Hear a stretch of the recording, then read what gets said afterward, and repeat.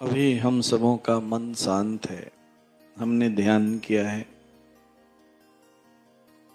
आज हम लोग एक विशेष चर्चा अभी करेंगे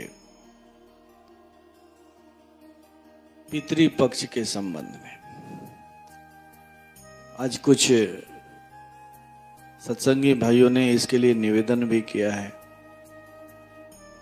पितृपक्ष में लोग अपने पितरों को तर्पण करते हैं। ऐसा हमारे हिंदू रीति रिवाज के अनुसार मानना है कि जो हमारे बड़े बुजुर्ग या हमारे परिवार के सदस्य जब शरीर छोड़ के चले जाते हैं तो ये जो समय है, इस समय में वो अपने रिश्ते नातों के पास पहुंचते हैं। वैसे रिश्ते नातों के पास जिनसे उनका विशेष लगाव रहता है, क्योंकि उन्हें जो चाहिए होता है वो मिल नहीं पाता है। शरीर छोड़ने के बाद दो तीन तरह की आत्माएं होती हैं, जैसा कि परम पूज्य गुरु महाराज साहब ने अक्सर इस बात की चर्चा की है। कुछ आत्माएं ऐसी हैं जो शरीर रहते रहते अपने मुक्त अवस्था को प्राप्त कर लेती हैं, किसी सद्गुरु के सानिध्य में रह करके उनके द्वारा क्रिया प्रणाली को सीख करके उनके बताए हुए रास्ते पर चल करके वो शरीर में रहते रहते अपने सारे बंधनों को काट देती, मिटा देती। वो शरीर चेतना से ऊपर उठ जाती, दिव्य चेतना को प्राप्त कर लेती। तो वो आत्माएं स्वतः ही अपने धाम को चली जाती हैं। कुछ ऐसी आत्माएं हैं जो निकृष्ट आत्माएं हैं, जो इस मानव जीवनी में तो आई लेकिन उन्हें वो पूरा उसका लाभ नहीं उठा पाई, कोई सत्कर्म नहीं कर पाई, केवल इसे भोग विलास का साधन बना करके ही रह गई। तो ऐसी आत्माएं नीचे की भोग योनियों में चली जाती हैं, पशु योनियों में चली जाती हैं।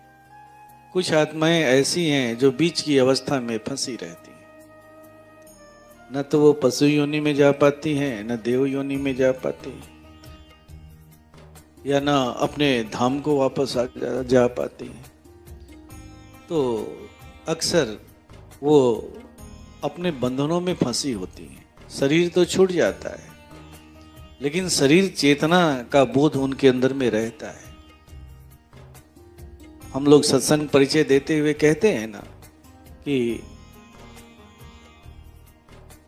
शरीर तो नष्ट हो गया लेकिन चेतना बनी रही। उसे अपने शरीर की भूख की याद है, शरीर के प्यास की याद है, शरीर के भोग विलास की याद है, लेकिन शरीर नहीं है, इसलिए वो अपनी प्यास भी नहीं बुझा पाती। गंगा जी बह रही है लेकिन प्यास नहीं बुझा सकती।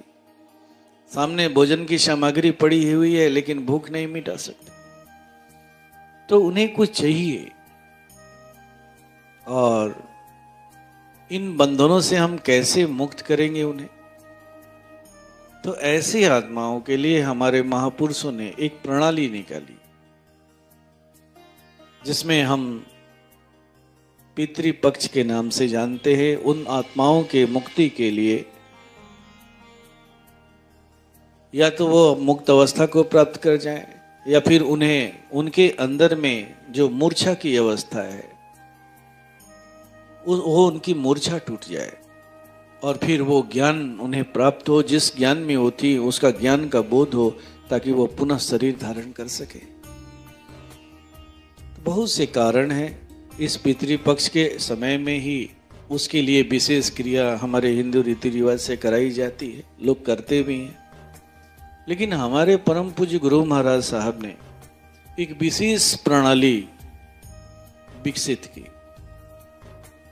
और वो विशेष प्रणाली है जो अभी मैं कराऊंगा। आप लोग सीधी तरह से बैठ जाएंगे जैसे ध्यान के लिए बैठते हैं, और अपने दोनों अंजलि को इस तरह से जैसे मैं जोड़ रहा हूं वैसे जोड़ लेंगे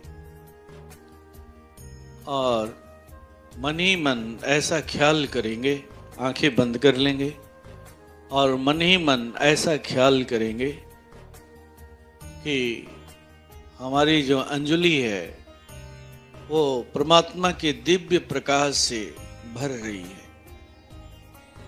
जैसे आकाश मार्ग से कोई दिव्य प्रकाश, जैसे बर्फ का फुहारा होता है, ठीक वैसे ही श्वेत दिव्य प्रकाश हमारे अंजलि में गिर रहा है और वो अंजलि भरते चली जा रही है, भरते चली जा रही है, पूरी तरह से भर गई है।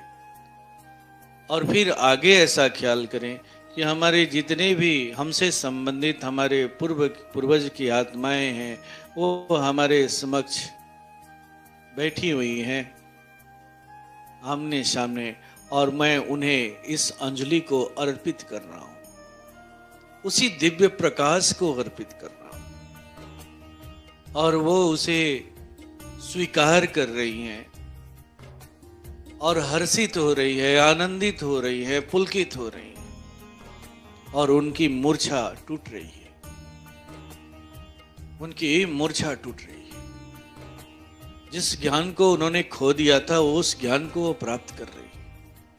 हम प्रकाश का इस्तेमाल क्यों करते हैं? प्रकाश को ज्ञान का प्रतीक माना गया है। मैं इसकी भी चर्चा करूंगा। आइए पहले क्रिया कर लेते हैं। तो इस तरह से हमें ये क्रिया करना है और नित्य करना है। लेकिन इसमें एक सावधानी है, पितृपक्ष का जो पहला दिन होता है उस दिन केवल एक अंजलि देना है, फिर पितृपक्ष के दूसरे दिन 2 अंजलि देना है, तीसरे दिन 3 अंजलि देना है।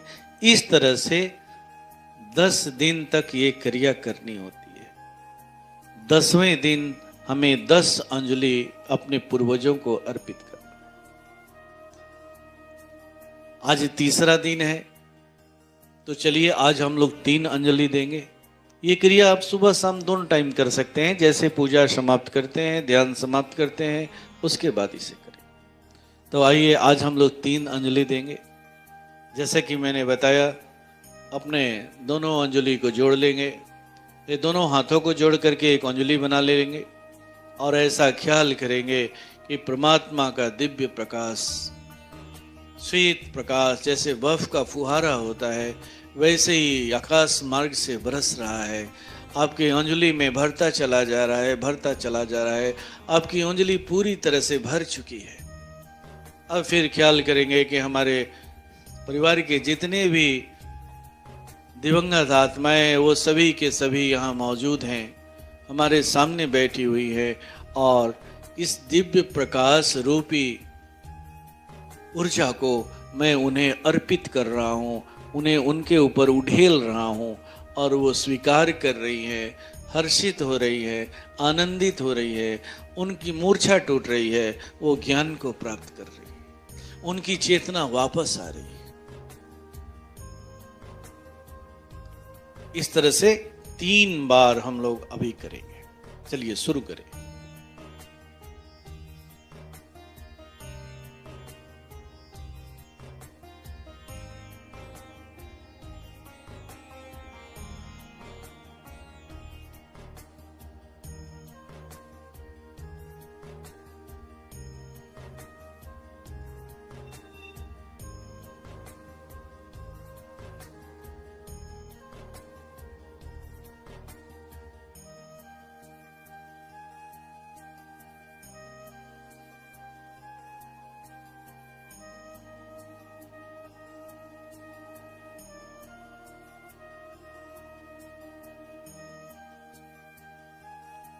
बस